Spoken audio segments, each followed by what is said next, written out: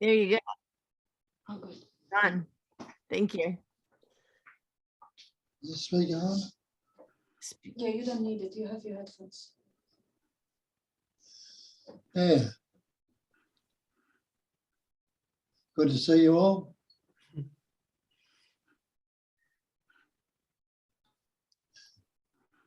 Another day.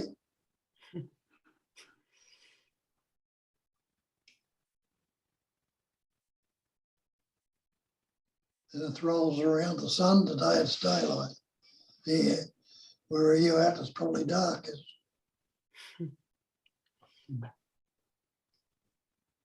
And just naturally and spontaneously happening.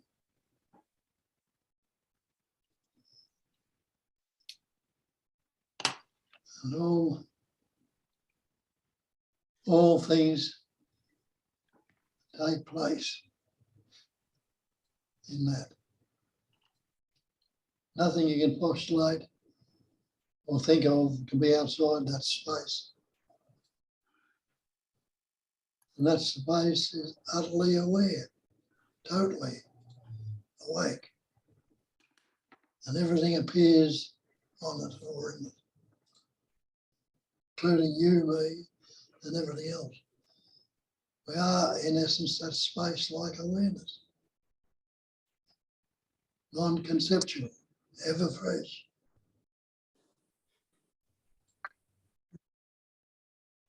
And what's differentiating?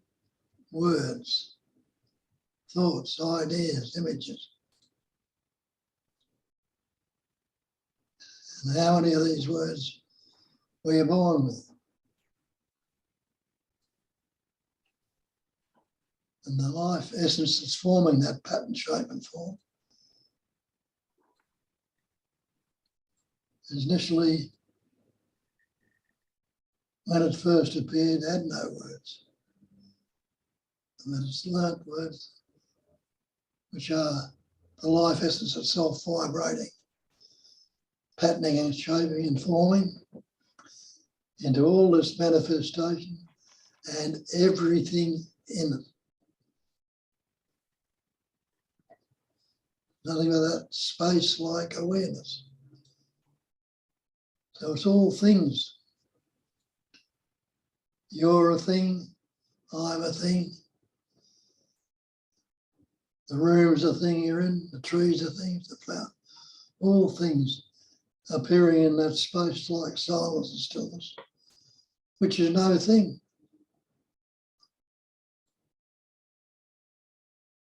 Can something come from nothing? It can't. So the so-called we, you, me, and everything else is still that no thing. It's appearing as all these different things. And how we discriminate it, or how it's discriminated, is by these words we've made. Still recognise it's all one essence, patterning, shaping, forming, appearing as all these things, everything. We divide it up. It's divided by each seeming pattern. It has the capacity, suffused with that intelligence energy of knowing and discriminating. That's the amazing wonderment of it all. It's life expressing, patterning, shaping and forming.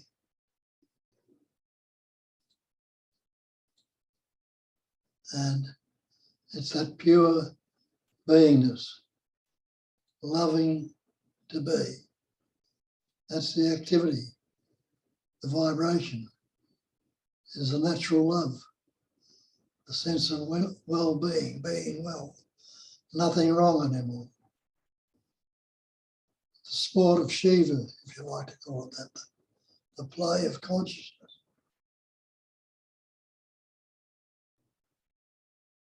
There's the amazing ways and wonderful ways it's playing and expressing, implying it must be suffused with an innate intelligence.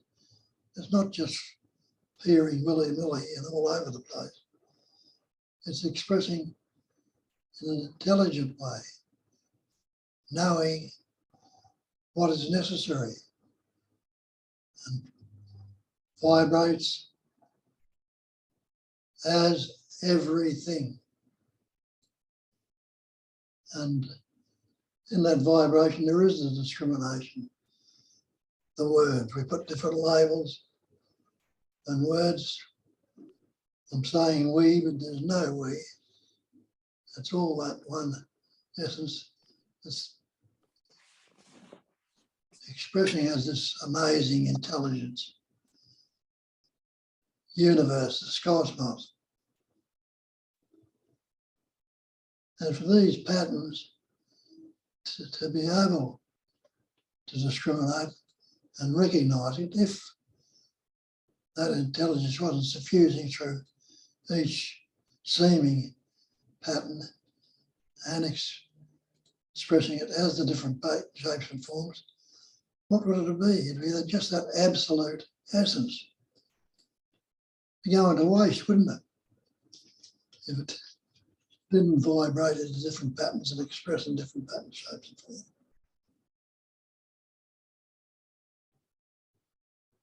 But look at the amazing things through that discrimination. Amazing things that can happen. And they can only happen in their opposites. The so-called vibration vibrates into words, thoughts, feelings, ideas, images. And there can't be one without the same appearance of the other. There'd be no manifestation if it didn't vibrate into the opposites and we didn't put the labels or the words onto the opposite. But we've taken them to be separate. We've seemingly separated the inseparable, the indivisible, dividing it. And that's how we get this amazing expression and patterning.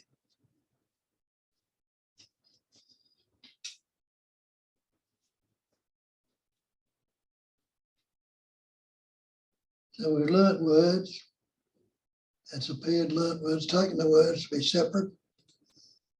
But the thing is, in that division, the sense of separation, we've made the seemingly division, the seemingly opposites.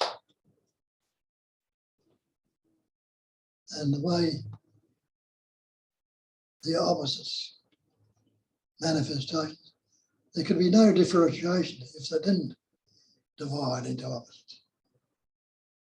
Even though it's only a seeming division, it's still the one essence. But with the labels and words and the meaning in the labels and words, we see it,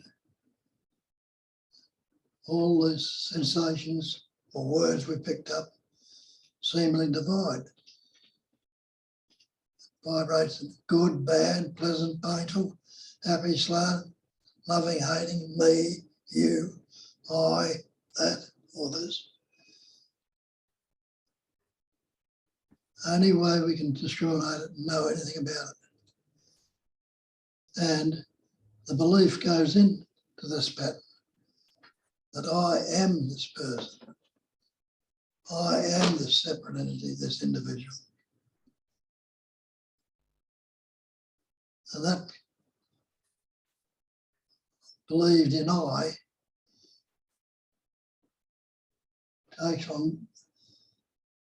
takes delivery of these thoughts and feelings, energy of belief going into it, and we put the meaning into the words and separate the inseparable, seemingly so. And it seems so real that we believe it is so. We take ourselves as persons, separate entities, individuals, human beings, all the Word. And in the beginning was the Word. That's when it all simply started. And the analogy in the Bible, Adam and Eve were in a Garden of Eden, paradise, living in paradise. There was nothing wrong. Everything was beautiful and happy. But they ate of the tree of knowledge of good and evil. In other words, they learnt words. And were kicked out of paradise. Because when they learnt the words, all the opposite divisions come up. I am this person. I am this separation. I am fearful. I'm unhappy. I'm depressed. Instead of saying with I am the absolute. I am that godliness, if you like to use that term. I am that which patterns, shapes and forms all this manifestation, seemingly creates it. But there's no creator as such. There's no creation. And there are no creatures. That's what's been created. Though we appear to be. It still has never changed its natural state. It's the one essence. The godliness, if you like to use that term. The only. Only is another name of one me. So everything is that. And there's no problem with that at all. But with the learning of words, putting the division up, see the misery, the unhappiness, the depression, the guilt, the shame, remorse, jealousy, envy, all these seemingly patterns that are forming, as well as the seemingly good patterns that are forming, all vibration, all somewhat of a movement. Somewhat meaning it's not a full movement. It's a throb, a pulsation. They call it spander in some of the scripture. Beginningless and endless. Constantly transient. Constantly changing. Ever changing like the ocean, but never changing like the ocean. I liken it to the ocean, but the ocean is contained in it also. So is everything else. So no thing which you and I are has ever happened, though it appears to be so. And that's what they call phenomenal manifestation. And the definition of phenomena is that which appears to be. So all of these so-called things are appearances. They're not the actual. They're not the real. They're all dreamlike. And we've divided that even into the sleeping dream and the waking dream. But it's still only the one essence, appearing in all this variety and differentiation.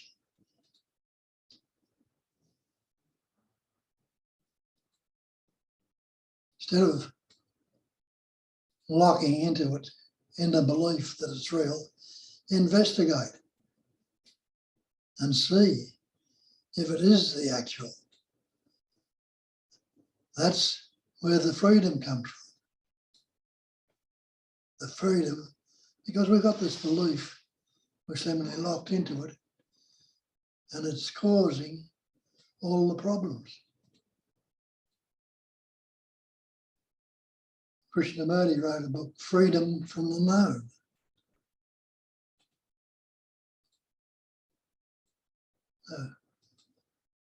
Drop the known and be the knowing. And then you're not bound in that believing in the known and taking it to be real. In the knowing, you're back into the changing, the ever changing, the constant vibration, the constantly movement. And you're back. I don't mean using the term back, there's no back or front, but you're back in the sensation of the actual, not the imagined future or the past, the dead past. It's the knowing. Knowing is like the seeing, the hearing, the tasting, the touching, the smelling. The ing gives us something that is happening right in this presence of awareness. It not was, it's not will be, it just is. And everything is that, which we know. That is the chair, that is the room you're in, that is the tree, that is the sky. That's everything that's manifestation. We put these labels and taking the thatness, which implies everything is that, and put discriminating it, separating it. And that division is the cause of all the psychological suffering, all the fear, the anguish, the depression, the guilt, the shame, remorse is caused by that belief in the separation. Look up the dictionary definition of belief. And it's not the actual. We're taking it to be actual, but it's not the actual. The definition of belief is an unquestioned acceptance, accepting something without questioning. An unquestioned acceptance of something, whatever these things are, without knowledge or proof. We haven't investigated them, we've accepted them without question, taken them to be real. Acceptance of an alleged fact, taking them to be facts when they're not, where religion are to be fact. Acceptance of an alleged fact without positive knowledge or proof. And when you investigate some of these beliefs we've taken on, you'll see they're not real. Like you go down to the ocean, see the water, the ocean, say what a beautiful blue sea. Pull a bucket of water out of it, there's no blueness in it. There never was. But you turn away from it, you still see it as blue. But the difference is now, you've investigated it, you pull the bucket of water out and it's not blue. You know the truth about it. So you can still admire it and say it's a beautiful blue sea, but you're not bound with it. You know, when we were kids, we believed in Santa Claus. It's carried on from what our parents told us. Didn't take us long to wake up from that. But we still do it to this day because we got pleasure out of it when we were little children. So to give our children the same pleasure, we put on this belief, put on this idea that there is Santa Claus and it's real. There's many different things out there when you investigate. They won't stand up to investigation. We believe that the earth was flat. People stood on the shore years ago and were told where the sea and the sky met. Don't go out there, you'll fall off the edge of the earth. And people believe that. Who would believe it today? No one, but it still appears to be the same way when you look at the shore. Where the horizon, where the sea and the sky met, it seems like it's the end of the earth. But have a look at it, watch it. When the sun goes down over the horizon, there's not a big splash and a cloud of steam rise up. It hasn't fallen into the water at all. But it appears to. Many things that you investigate. And they use that many inputs pointed out in the scriptures. The snake in a rope. fella sends out of his cabin one dark and rainy and wet night. It's cold. And he steps out and treads on a piece of rope. And he thinks immediately, he doesn't see what it is, but immediately the sense of fear goes through him because he's believed he's trodden on a snake because it rolled under his feet and he's trod on it. Goose pimples come up and the fear and the trembling, his hair stands on end, and the sudden fear goes through him. But somebody comes out and shines a torch and look, it's only a piece of wet rope. And there's immediately a sense of relief. But what was cool, stirred up physically, the emotion doesn't die down straight away. And the goosebumps are still there and the shaking and it'll take a little bit longer, but he's seen through it. He's not carrying it around anymore. What it's caused is the emotions, the sensations in the body. It's gone beyond the thought, fear, and the emotion. Thought is happening when we learn words. The capacity of reading develops. Learn words in about 2.5. And we've taken on these words and put belief into the words. By the same token, as we think the snake is in the rope before we investigate, we think these words are real. Our parents told us, your little Johnny, your little Billy, don't go there, don't do this is this, so it's on this, do that. And we weren't born with any of these words. These words didn't come upon us till after we've been around for a couple of years or more. But the energy of belief has gone into them. And we carry that belief until something takes you to look a little bit further into this, investigate it. And that's why you're looking into this stuff. Because something in that innate intelligence energy that you are said, this is not good enough. There's too much fear and anxiety and stress going on. The world's in a terrible place. And I believed most of us have taken on the belief in the higher power or a thing we call God. And we think it's a power greater than ourselves. It's the power that functions this universe. And they're right in that respect, it is the power that fashions, shapes and forms this universe, but we think we're separate from it. And we've got to believe in this power and recognise this power and understand this power. And this will look after us. And that's right also. But you got to realise that there is only that power. You are not the separate entity you believe yourself to be. You are already that. Because if it's non-dual, as a lot of the scripture will tell us, one without a second, not two, what else can there be apart from that? That's what we miss out on. We still believe in the so-called God and God's going to save me and do this. Who's the me that is going to save? Is there anything separate from the one without a second? The absolute, the totality. So even though it's expressing in different patterns, shapes and forms, in all the variety, not only us as humans, but the trees, the flowers, the continents, the satellites, the stars, the moon, the seasons, and all this, it's all the one essence. Everything is that. And that's what we are. We are things. Things are seemingly pattern, shapes and forms that are appearing in the no thing.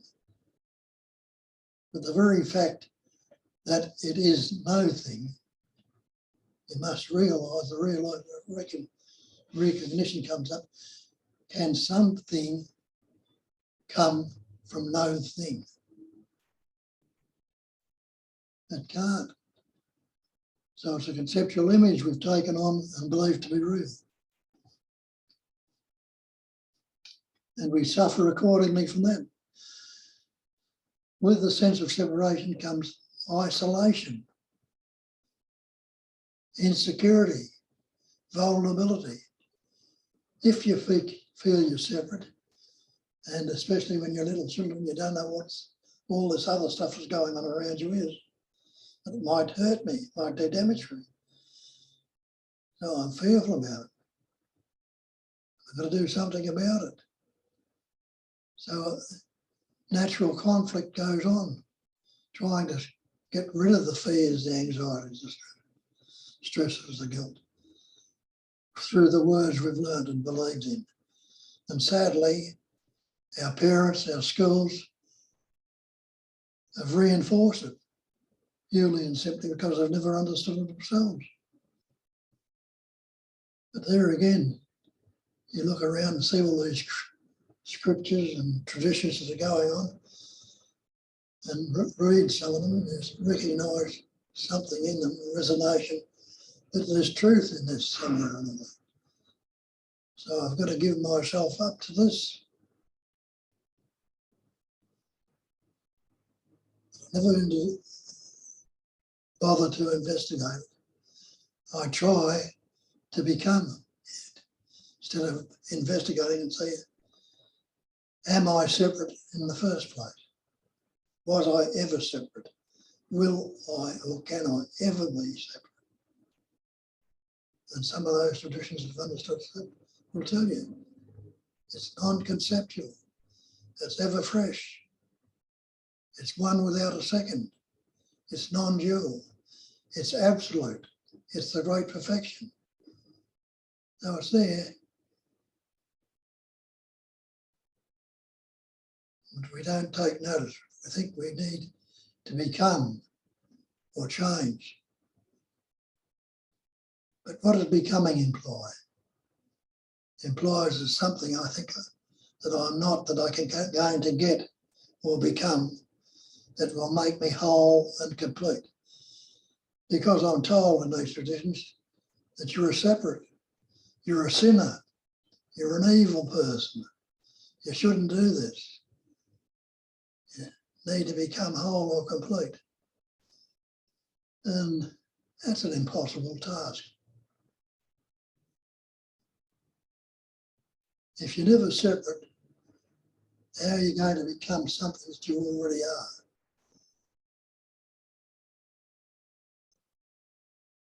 So it's like, I could say the crude term, but I don't know.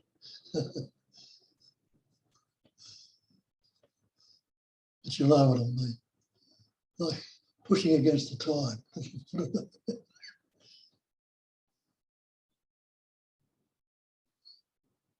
So if you believe you think there's a separate entity, you've taken it to be true, and you've believed in it for so long now, all of your life, now somebody comes along and tells you you're not that, and something within you innately knows that and starts to resonate with it.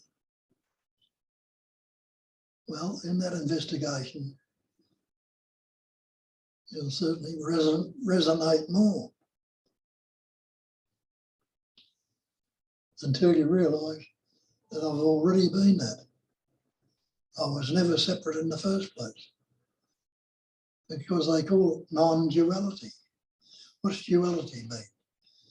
It's mean there's more than one, me and other than me. That's dualism. They say it's non-conceptual. Non-conceptual means no concepts, ever fresh. It's not time-bound. It's this immediacy, presence awareness. It's this awareness. I'm not unaware. I'm existing. I am present in it. Just this and nothing else. Just this presence awareness that's with you right now, that is you right now, and nothing else. As all these things are still appearing around you and about you and all over the place. But they're no thing.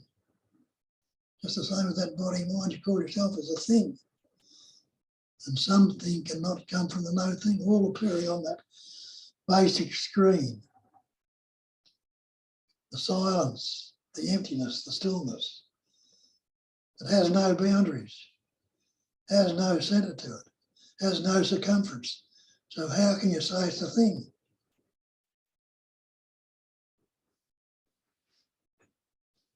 And we're all, every so-called thing is appearing in that no thing, and something cannot come from no thing. So it's already that.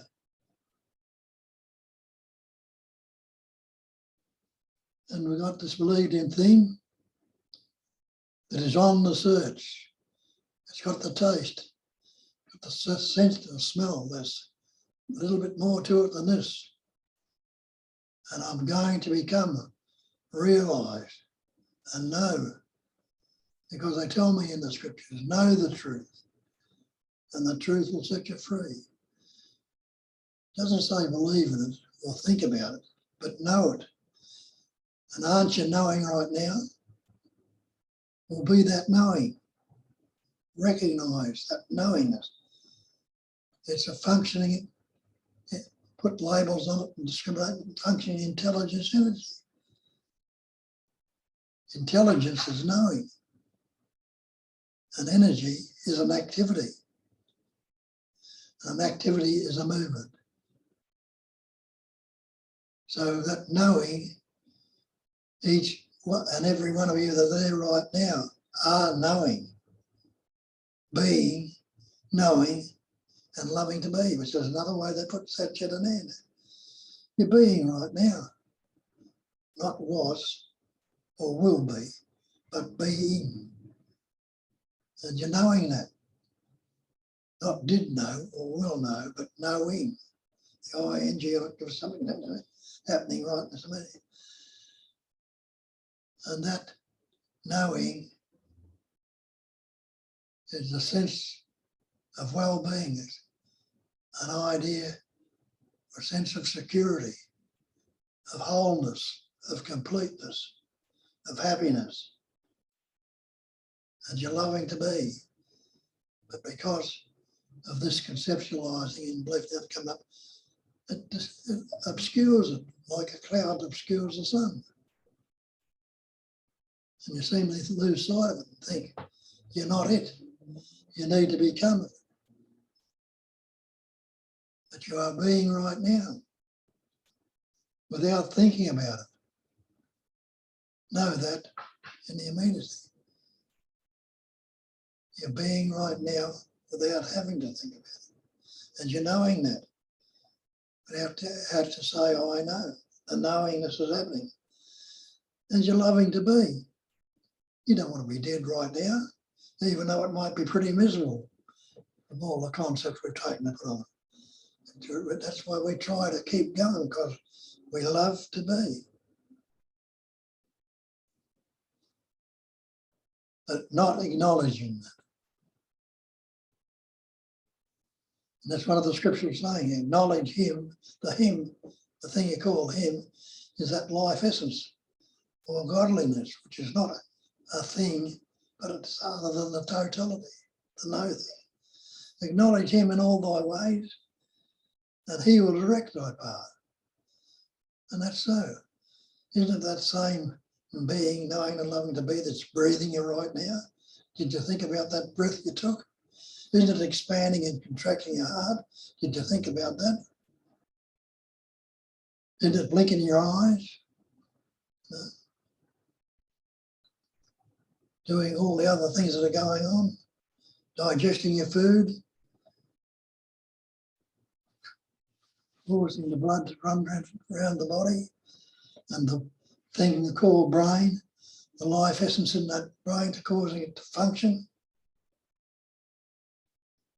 It's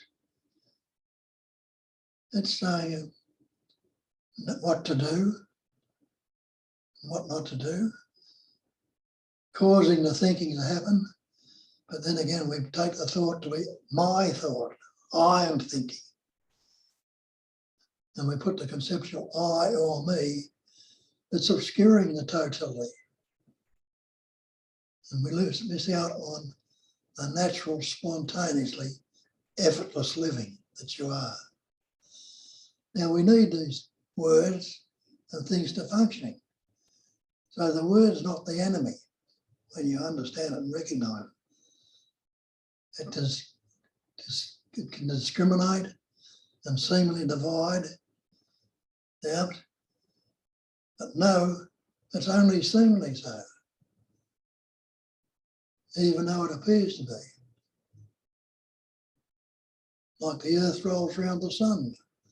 This part that's facing the sun where I am, it's light, it's daylight, and the sun's shining brilliantly at the moment. But a cloud can come up and semi obscure it. But as it rolls around the earth, it's changing. And when it faces away from the sun, there's darkness. Now, does the earth really know anything about darkness? What is darkness? Isn't it the absence of light? The light has been obscured and disappeared. And what's light? When it comes around the other way. The light is the absence of darkness. So is the darkness real? And is the light real? But it's constantly changing. It seems to be. Again, we've taken the appearance or the seemness to be real. Where's the thought you had a moment ago? You believed in it, not the word. Is the thought real? What is thought? Isn't it sound? When it's silent, it's just a vibration. Vibrates. What's the vibration? It's sound. Sound is noise. Sound, vibration, it's word. So a word is just a vibrating movement of energy. The same as you've got a piano or a guitar, you press a note on it or twang that guitar string. What's it do? It vibrates, it makes a sound. And from that, utilising this body, you can make a tune out of it, a melody, a song, all sound. Just the same as the vibration here forms words. Words become sound, a vibration, which was called thought. Thought becomes a feeling, a sensation.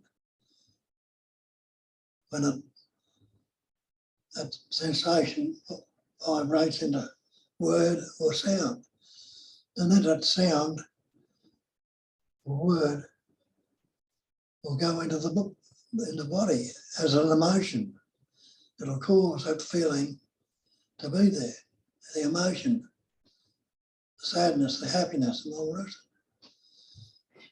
And that seems to be real. The label we put on it.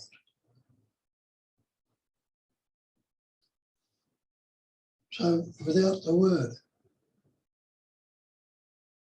have a look what's there. What can you say without the word? Pause the thought. Say, what's wrong if I don't think about it? Well, you can have tastes of that, and you've had tastes of it in that period when there's been no thought coming on. What can you say about it then? Can you say it's good, bad, pleasant or playful? And not while the thought is gone. But when the thought comes up, you'll say there was nothing wrong without the thought. It was good. There was a feeling of peace, of contentment, a sense of well-being, an affectionate awareness of being. Nothing wrong anymore. If nothing wrong, it must be right. And so the discrimination of right and wrong has disappeared. It's just as it is, because you can't say it's right or wrong. But there's that sense of well-being, presence there. And it tells you again, when no discriminating thoughts arise, the old mind ceases to be.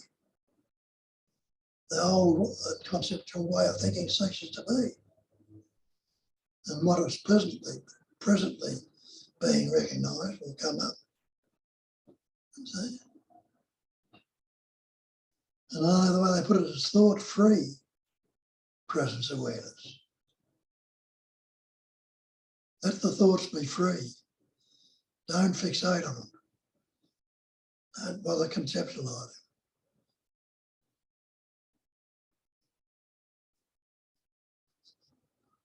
There again, that I mentioned before about the book that Krishnamurti wrote with the title, Freedom from the Known. Well, that's what happens when you're free. What's your freedom from the known? What's known? But the knowing will be fresh and new. And if you don't get bound in it and leave it as it is, it's going to move along. Because there's no thought fixed in your head. Where are yesterday's thoughts? Are they there now?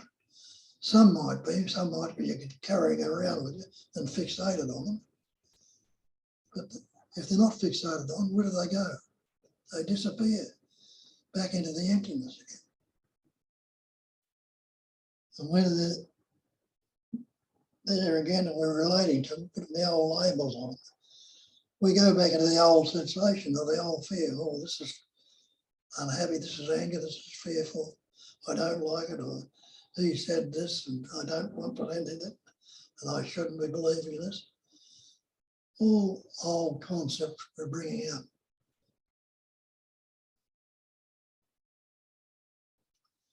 We regurgitate them. As Kipling said, a dog will return to his vomit. And that's so. The dog goes and brings up what it ate and go back and eat it again sooner or later. Yeah. And when we bring these thoughts up, we're going back into the old thing.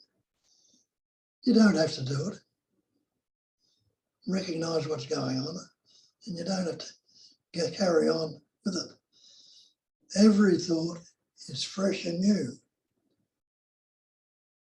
And we're not putting the concepts, the images on it, and seeing it's nothing but a vibration, a movement of energy. And it's all happening to the believed in me. And the believed in me, the ego, is a concept also. There is no such thing as an ego. As they say, he goes when I go. That's true. See that ego is a fiction.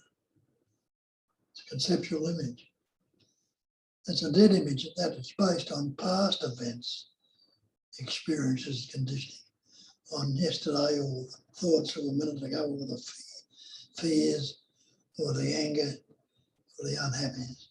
All dead. What's wrong with right now if everything is fresh and new? It might be a similar thought coming up. But if I see it as that, just a new, fresh and new vibration, a movement of energy, and don't fixate on it, unfixated awareness. I'm not trying to keep it there, and it's free to do what it's doing anyway. It's not attached there. It'll move on as left as it is. Everything is just as it is right now. When you don't fixate on it, it's constantly changing. But we got into the habit of attaching to thoughts, feelings, and emotions.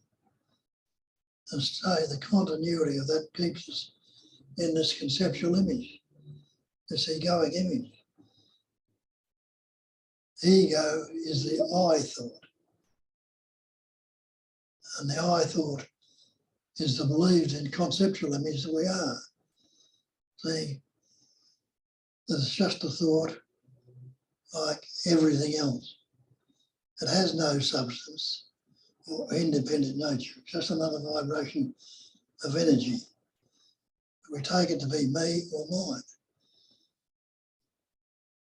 Instead of recognise there's no I or me that does anything. It's the life essence itself. It's the absolute. That's what's seeing, hearing, tasting, touching, smelling, thinking, feeling, all this manifestation is happening. We divide it up and we learn words like I or me and put it to the separate entity. We've broken the absolute down into a believed in egoic person, persona, meaning the mask, a mask of conceptual image.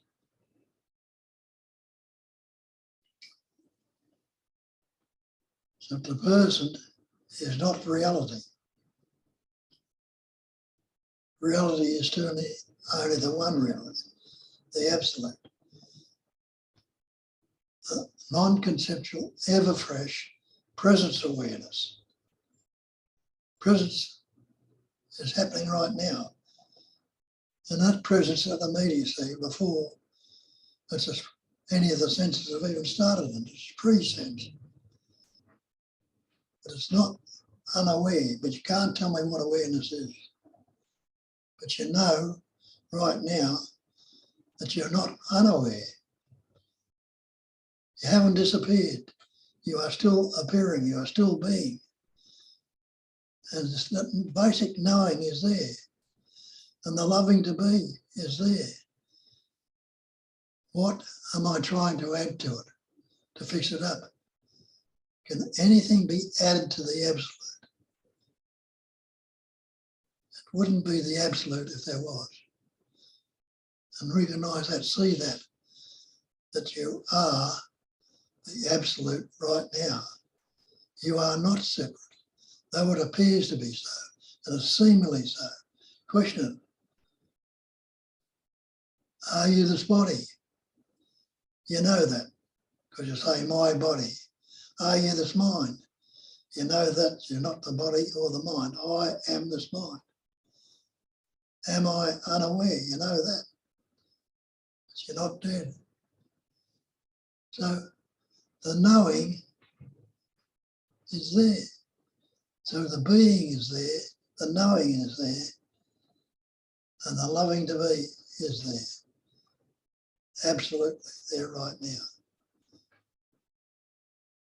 So why would I continue to seek if that is what I am? The only reason I continue to seek would be the belief, as some of us say, oh, I'm not there yet. I've got to become something. But being is not becoming and never will becoming. Being is being. Becoming implies a future time. It's not going to happen. So as they say, you'll never get the answer in the mind. And that's, we've taken on this mind and it's very useful because we think it can do everything. But it's not doing it. It's the life essence expressing through it that is doing it all. So you can't negate that beingness right now and see it there. You call yourself a human being. You believe in God, you call God the supreme being. Take away the label human. Take away the label supreme. What are you left with? You take those words off. Try and negate the beingness without the word. And right here and now, without even thinking about it, you can't say I am not. If you can't say I am not, you must be.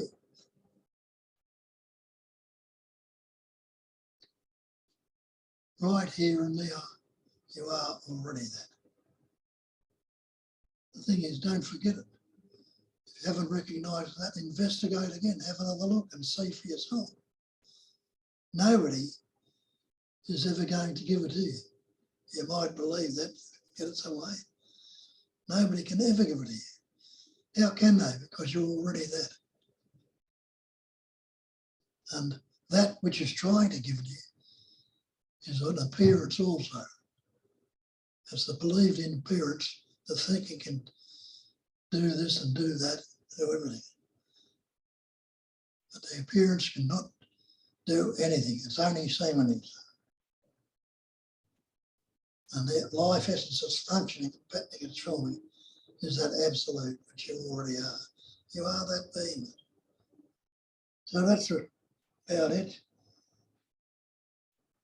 And you've all had taste with. And if you've got any questions, bring them out. But it's an open season. You can all get in and say what you think you know about it and all the rest of it. The way you might say it, somebody might recognise it where they mightn't recognise it here. So it can be useful. But carry on, get into it. It's all yours. This is a welcome to fresh and new Judy and Jeff. Hi. It's which? It's a welcome to fresh and new Judy and Jeff. Yeah. It's their first time here. Hi. Hello. Yeah.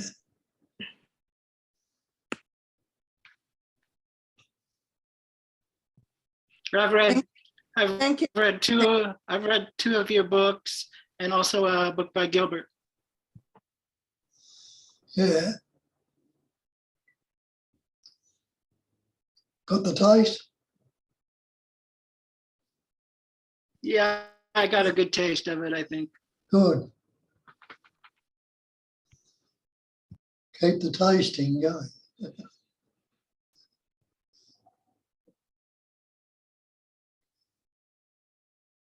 I just wanted to say thank you, Bob. I love you. I hope it all goes well Wednesday.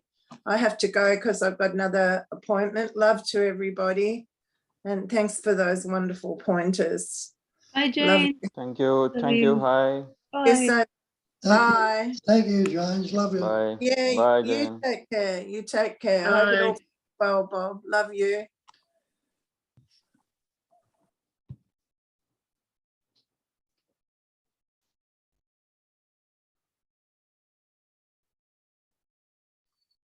It's okay if I say something before I forget. So as Jane was just bringing up, Bob's going to not be able to join us next week because of his surgery. That said, there's quite a few people in this room who can continue the dialogue. And I think Bob would like that. I could be wrong. It happens once a year. But anyway, if you would like to wait until Bob is back, I will send my email address out into the chat. And then if you write it down, I will shoot you an email when he is back. Okay, that's it.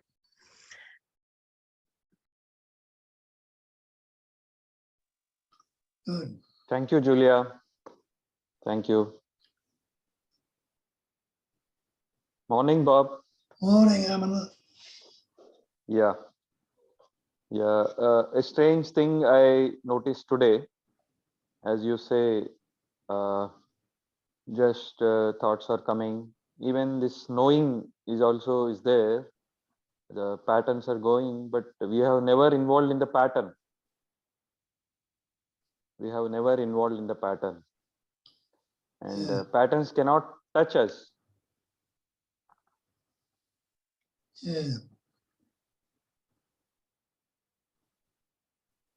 Thank you. Thank you. Bob, this is Kavita. Can you hear me, Bob? Yes, Kavita, I can hear you. Okay. Didn't see whether the studio. Yeah, there's going to be a lag of what I speak because of my broadband here. Bob, can you can you talk something about witnessing? You know, witnessing is something that's being mentioned, and also about relationships. So if you can talk about witnessing and relationships, I kind of understand that when you're dreaming, there's lots of people and you have relationships. And when you wake up in the morning, they're all gone. But as far as the witnessing goes, you're witnessing a dream. But in this case, in the waking dream, there is still a witnessing going on. And can you just talk some more about that, please? Well, I'm not into the witnessing. I can't tell you much about it. Who's the witness?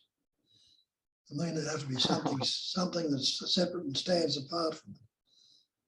So there's still not, if there's a believed in witness, that's still standing in the way of the absolute. It's all happening, all appearing, disappearing. But there's no one who can claim to be the witness.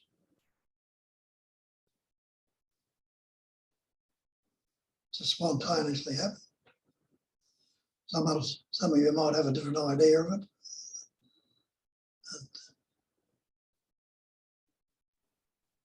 Can I share, Bob, Yeah, with your permission? Yeah, witnessing means there is no ing there. It is stillness already there. Normally, what we think witnessing is doing. So it's beyond doing and non-doing. It's already there. You cannot undifferentiate, or you can think about that, or we can talk about that, or we can imagine about that. Just you bypass all these ing, then it's already there. So it's a misnomer. We are thinking that witnessing. So it's just witness, it is there without differentiating into witness, witnessed, or this triputi, triad. Thank you, Bob. Thank Similarly you. with the relationship. Similarly with the relationship. So we are making relationship with our thoughts, not with others. So thinker is having relationship with the thoughts. So that is what going on. That is what the society, that is what the world, the relationship between the thinker and thoughts, but it cannot be any relation between these. So all these things are free, but as Bob says, we are fixing. So don't fix it. Then we'll come to know that we cannot have a relationship with anyone unless until the me, the pseudo me or false me, as Bob says, I. So if that is not there, everything is you or me. There is no difference at all. Thank you, Bob. Thank you. Very good.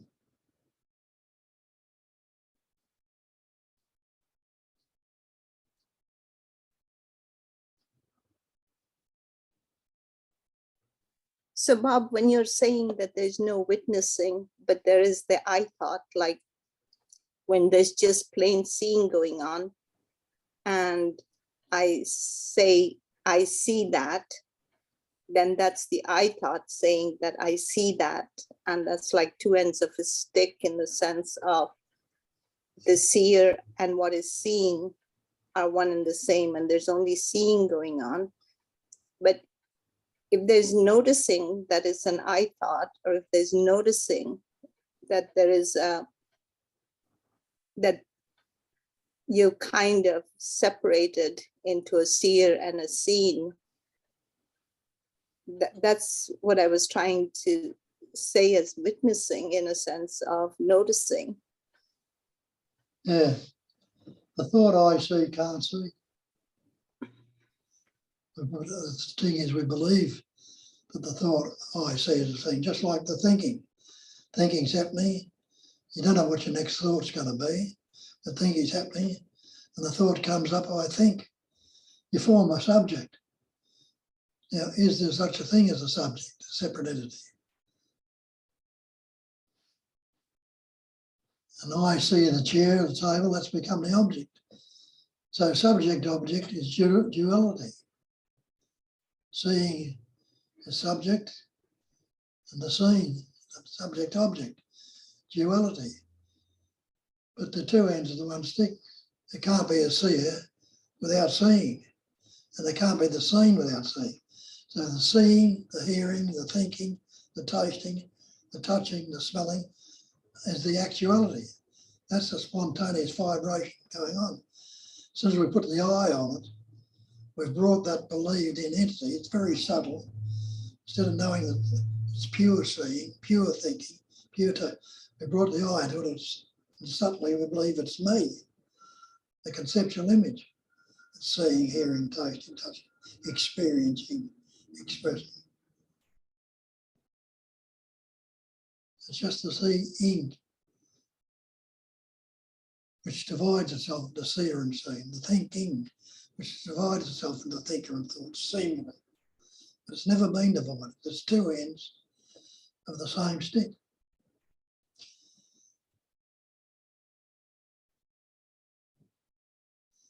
Being, knowing, loving to be. Not I be, or I know, or I love to be. That's where we discriminate. Just pure, in its purity, functioning.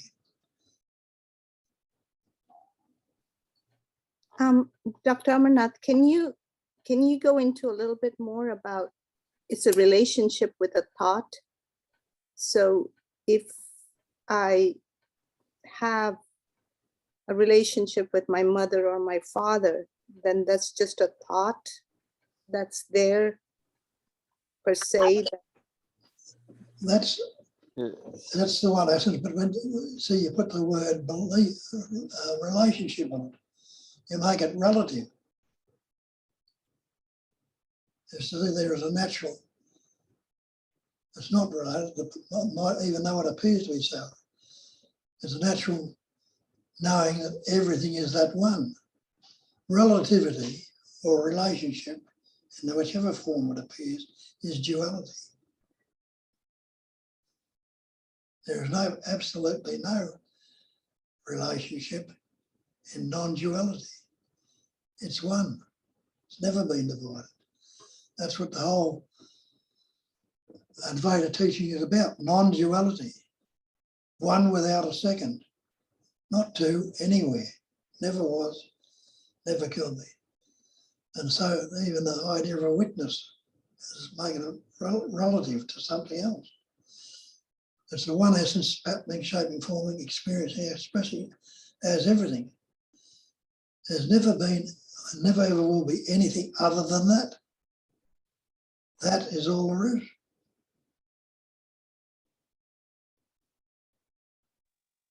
Thank you, Bob. Just want to have a fun and joke. I read from Buddha. Buddha says, your past will be withered off as you do sadhana. If there is no past, as Kavita is just now telling, you are saying my mother, you are saying my relationship. We have not investigated this me. This me is coming from the past, our memory and our beliefs. So just investigate that continuously. Once we investigate that me does not exist, we are creating it again and again and again and again. Just first know the relationship between you and me, you and I. Similarly, Jeff was saying, you are reading the book, just read the reader, see the seer, then you will click there. And it happens with all grace of Bob, nothing we are doing. So it is his grace. So similarly, just we are getting up from the deep sleep. There is no I in the first few seconds. Similarly, you continue same stage. Don't bring. We are daily bringing, just like the whole tree going back into the seed. So the seed is not there. That seed is me or I thought. If you take out that seed or the mirror, there will be no reflection at all. Similarly, you will feel the same relationship with everyone. Everyone is yourself or mine, the whole world. Thank you, Bob. Once again, all my reverence to him. Thank you you. so much. I wish you were my doctor. Just had to say that. Yeah, outside you are saying, but inside it is not there. Yeah.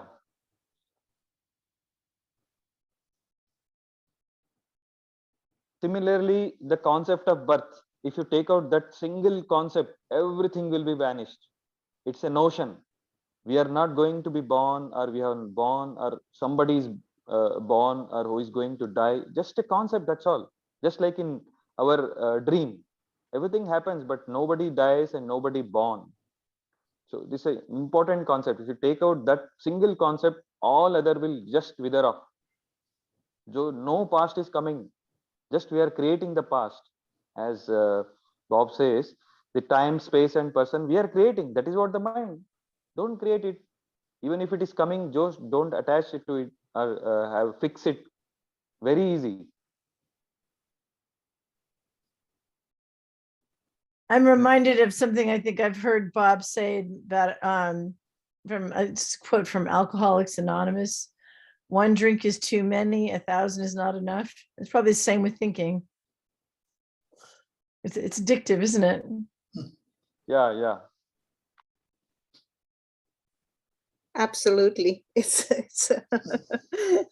one thought after another thought after another thought, and it's so habitual. Like you get up in the morning and it's just like before you even notice the space or before you even notice that anything at all, it's just boom, boom, boom, boom, boom. You just go, go, go, go, go, and it's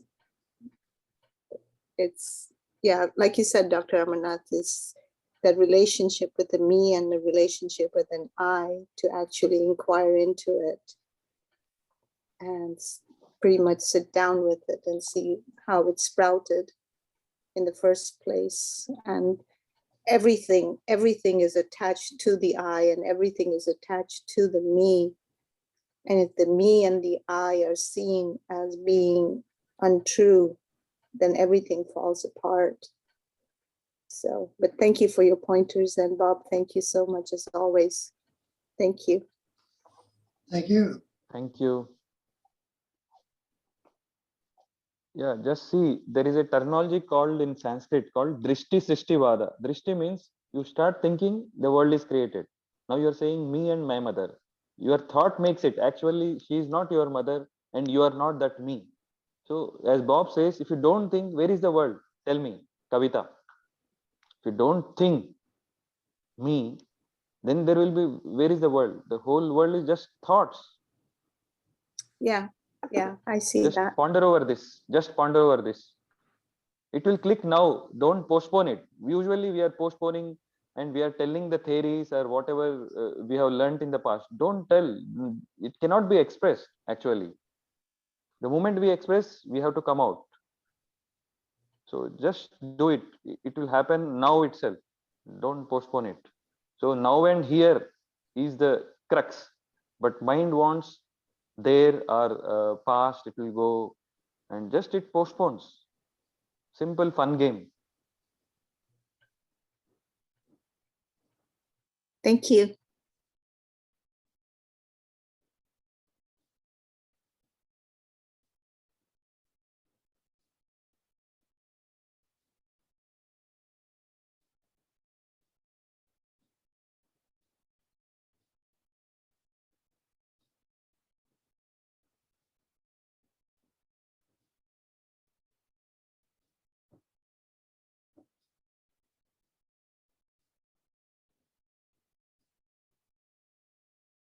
And Bob's video is there on Mind. Kindly see around 10 minutes video of Bob's. It's available on YouTube. Just see that again and again.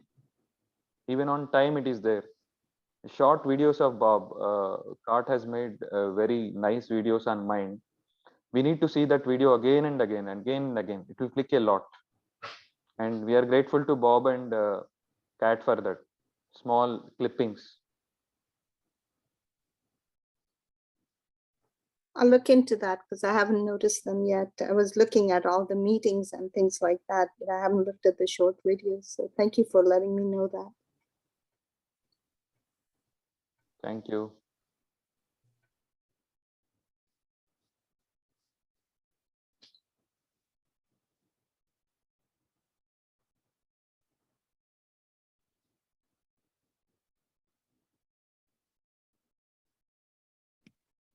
Something else that has been helpful here is Kat.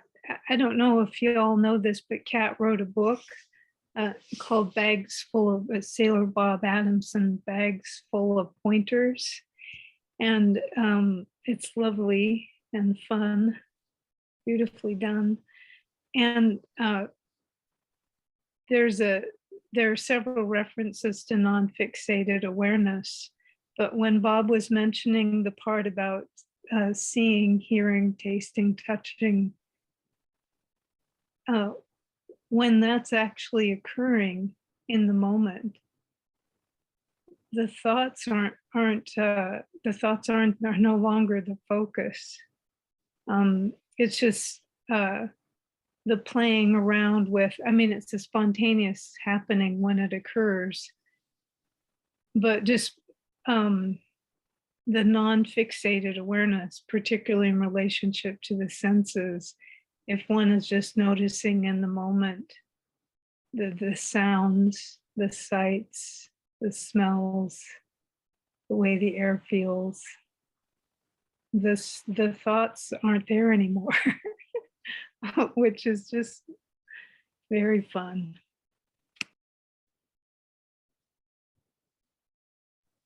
Thank you, Maureen. I feel the real Bob is within us and everywhere. What we are seeing is Bob itself. So that is my real experience. So though it is a book is very small, Cat is putting the pointers into that. But what we are seeing, this whole world, our thoughts itself is Bob.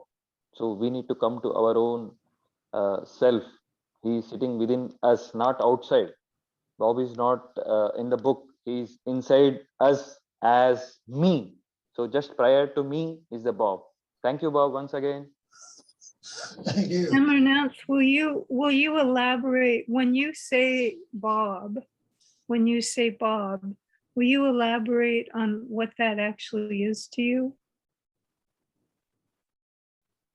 Like, because it obviously isn't separate from you, but because you're using Bob's name, it sounds like there's, yeah, I'm just curious. What does that mean? Yes, yeah. There are exactly according to you or the world, the Bob means a word. For me, he's not a word, or he's not a person.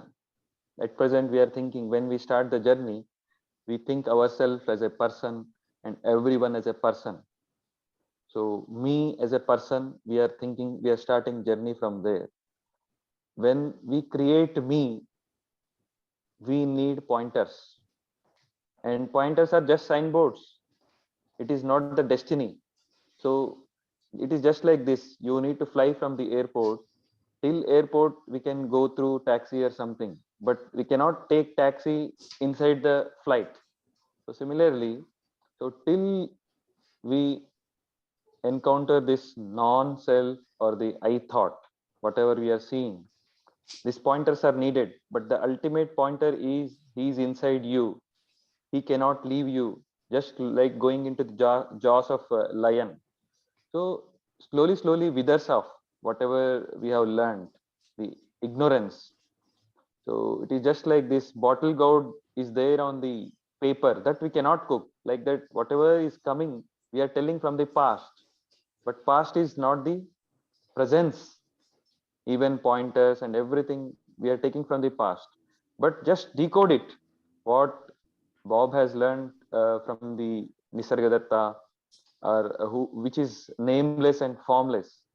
So we need to just tear off this Deshakala Vastu, that is the time, space, and person. Slowly it happens. It took me around 2 to 3 years. Sincerely, I'm working for last 27 years, but the real self-inquiry I need to complete every second, even during our deep sleep and dream. It happens by itself. We cannot tell how it happened or what is the process. It is different for everyone, but slowly the name Bob goes off, the formless Bob, or who is just ever presence. It's not in the words or imagination, or what we call as a just a image. So that imageless thing, it will come by itself. Just it unfolds. It is just like this. You are riding a bicycle. You are learning. Suddenly it clicks just like that. You are started swimming, learning swimming. So suddenly you know the swimming. You are learning a car. Suddenly the clicking happens and you will start driving the car. It's just like that. Once again, I'm thanks to Bob. Many pointers helped me. Day and night I used to work. We should work on our mind, I, not on others. Usually we want to work on the pointers. No, we have to work on the I or me, always, always. That is a main important pointer. Thank you, Bob. Thank you, Alan. That's as I say, basically, it's all that before you put any labels on. And we know that because we say that's the chair, that's Bob, that's Amina, that's this, that's that. It's all that one essence, which we discriminate Yes, on Bob. putting the word on it. And the word's not the real. We use Thank you, words. Bob. Thank you.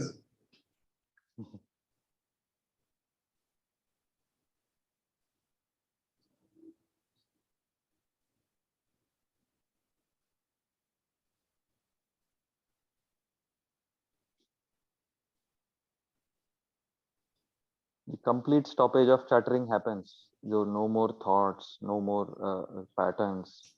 I used to start from 10 seconds, now increase to 1 to 2 hours without thoughts, or even if they are coming, just noticing it, just happening.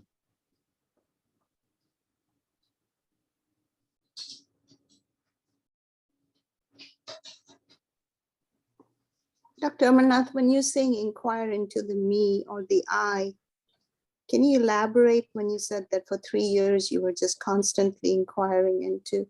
So were you just pretty much like, negating everything that you have learned, in the sense of all the things that we believe, like Bob said in his talk, that the beliefs are believed without, actually finding out whether they're the truth or not. So the me and the I thought per se, is it something that, Yeah, with Bob's permission, just within 1 minute, I will complete with simplified. So initially, we are thinking body as me or the mind as me. This is called Dehatma Buddhi or Jivatma Buddhi. And initially, we know me is my relations and possessions when we start the journey. So the me is I am the body and my thoughts and my relations and possessions. But once you start doing real self-inquiry, you will come to know whatever I am able to see, this whole world is me. You are attached to everything, everything. Everything attached to nothing, nothing is attached to everything. So both has to cancel. So then we'll come to know these five senses are nothing but these five principles: air, sky, water, and all those things. They are working. You are the main energy behind these five principles: seeing, touching, tasting, and all. So slowly, slowly, it happened like that. I don't know what is the process, but the thing is that initially the body was me, then second thoughts were me, then I went just prior to that, then the intellect, then the main ego, and that slowly, slowly that relationship goes off. For example, we'll tell you, we had our maid's daughter got mature, means period started. So I had a 1,000 rupees kg just sweets. So I thought she's my daughter. So my wife was saying, don't give. So everything is me. The whole world, what we are able to see, that happens by itself. We are already that, but we are limiting ourselves. That limitation part is gone. And second mistake done by our mind is I am weak, I am sinner, I am so and so. It tells again and again. That's not correct. Bob says you are already that. You are already that. Now also he's saying. So everyone is already that. So slowly, slowly, that the just like if you take the sandwich, the middle part of this Maya, so that relationship or fixing is goes off. So between the matter and the self. And then even what we think non-self is also self. So we'll come to know that that's everything is grace. I don't know anything. This is one word I can say. I don't know anything. There is no knower, nothing, but still am everything. That's the grace of Bob. Thank you, Bob. Thank you. Alan. Amarnath, is your experience that the way that it worked for you was the way it will work for everyone? Because that's what I'm hearing here, and that isn't experientially that doesn't line See, up really. the experiencer is false. See, experiencer is different for everyone, but experience is same for everyone. We want with experiencer, doing with doer. Doer is different for everyone. Similarly, world is, now you are seeing Bob and I am seeing Bob. That both are different. If 100 people are seeing Bob, 100 versions of Bobs are there, but real Bob is only one. Like that, if you are going with experiencer, it is different. But experience without experiencer, it is same for everyone. Actually, there are no everyone. It is same. And so in relationship to that question of, do you imagine that the way it happened for you is the way that it will happen for everyone? Like when you're speaking this way to me or to us, do you imagine that there's kind of just Why one to way, imagine? one What way, is the need? one What way? is the need? It is different. It will happen by itself. No, why you want to fix it again? It is different for everyone. Yes, Why to imagine? things like saying the pointers don't matter, that So, just isn't accurate, I, you know? I mean, I am not interested in me and this past. You are asking, that is the reason we are telling. I know what I am telling is not me. See, I can tell about what I am not. I cannot tell what me. So that cannot be put into words. You are thinking that you want in words and thoughts. Bob tells again and again. Words and thoughts hide you, hides me. And you want all the answers in thoughts and words. How it can be? You are prior to that. Just be there.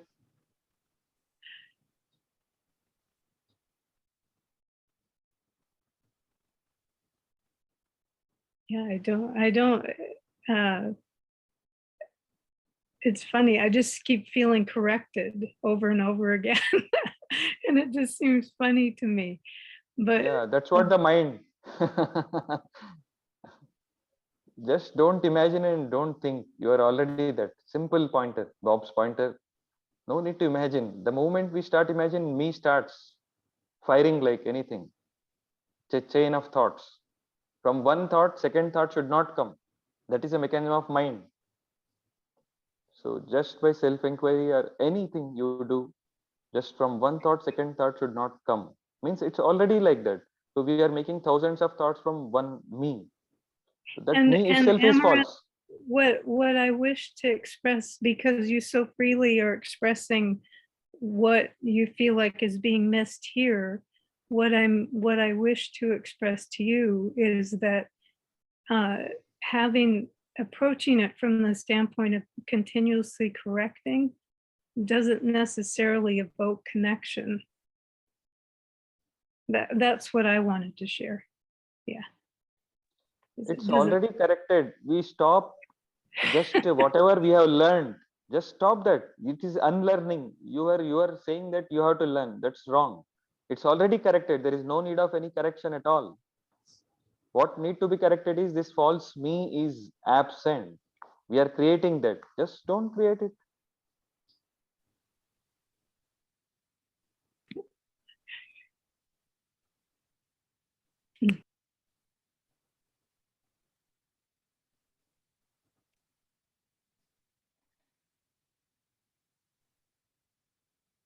Hey,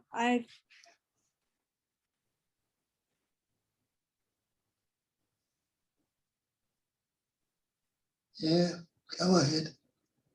I don't know if we have much time left, but Bob, I've been listening to you for a little over a month, been tuning in, and you've made such a big difference. These pointers are just peeling away a lot of old junk. And I appreciate it so, so much. And I wish you the best with your operation. And please come back and speak lots more to us, because it's just been fantastic. And I look forward to getting down there and seeing you one day. So thank you so much.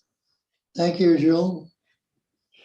Just keep resonating and recognizing that, let it grow within you, which it naturally does. Yes. Yeah. You take care. Thank you, Bob.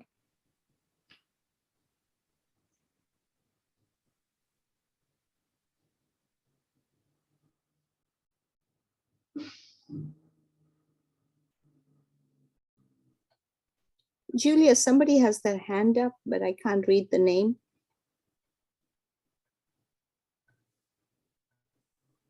Yeah, I've commented to him privately. I can't read the name either, but if he wants to unmute, he can. I think he might have been just playing with the little things that you can do in the thing. I'm not sure. I can ask him to unmute right there. I'll do that. But he also put in a heart. I can't even see who that is. So, yeah. They might have just been playing with the Zoom features, maybe. I don't know, but they're welcome to jump in. I've already sent them a message saying you can just unmute yourself. Anybody who wants to jump in, please do. The water is hot or warm, actually. It's very nice. Yeah, it's written in Hindi as Radhe. Name is Radhe. In Hindi, it is there. Radhe. Mm.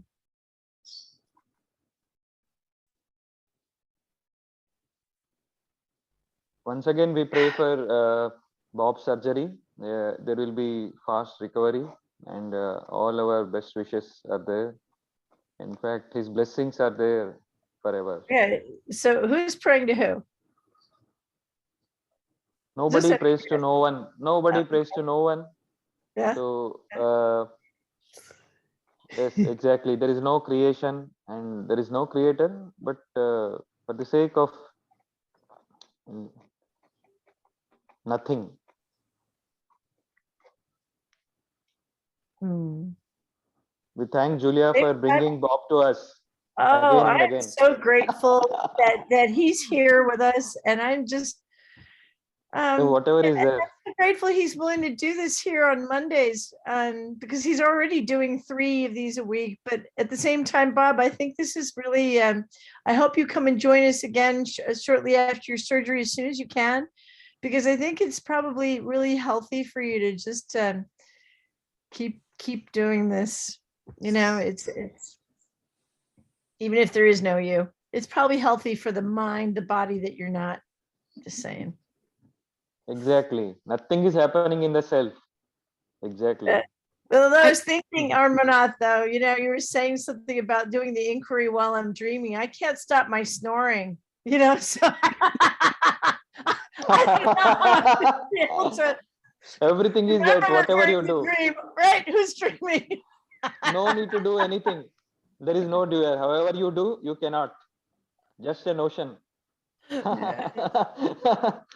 I think that one of the things that in wishing Bob all the best and everything, I think it's just love expressed. It's just the deepest love being expressed. And it's not like a love for somebody or love for any, you know, it's just the deepest love that's just being expressed in whatever form or whatever way it is. I just feel the gratitude and the love. And, you know, I mean, I have no words for it, but in the sense of, you know, like Bob says, well-being, it's something that's, you know, just, I don't know. I don't know how to express it. I'm sorry.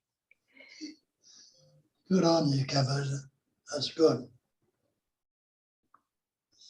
Yeah, it's we can call non-emotional expressing. There is an emotional expression and then there is a non-emotional expression. So beyond emotion, the Bob is beyond me or I. Thank you, Bob, once again. Well, time's caught up with us. Thank everybody Thank you, Bob. Love Thank you. you. Love All you the all. best, Bob, to your Miss left. you. Miss you. Yeah. Hey, everybody, Love you. Miss remember, you all. send me an email. We'll be here next week. To Thank you. anybody who wants to join us next week, we'll be here same time. Anybody here want to come next week? Even if Absolutely. Bob's Yeah, I not? will be coming. Yeah, I Okay, will come. I'll Good. be I'll come. Okay, Me great. too. I'll be there. All right, awesome. Then we'll see you all Thanks, next week. Bob. Thanks, Bye. everyone. Thank you. Thank you. Thank you. Bye. Thank you. Love you. Bye. Love Bye. you. Love you, Bob. Love you. Love every. Love you all. Hari Om. Love you all. Love it, love you Well, all. love you all. Thank you.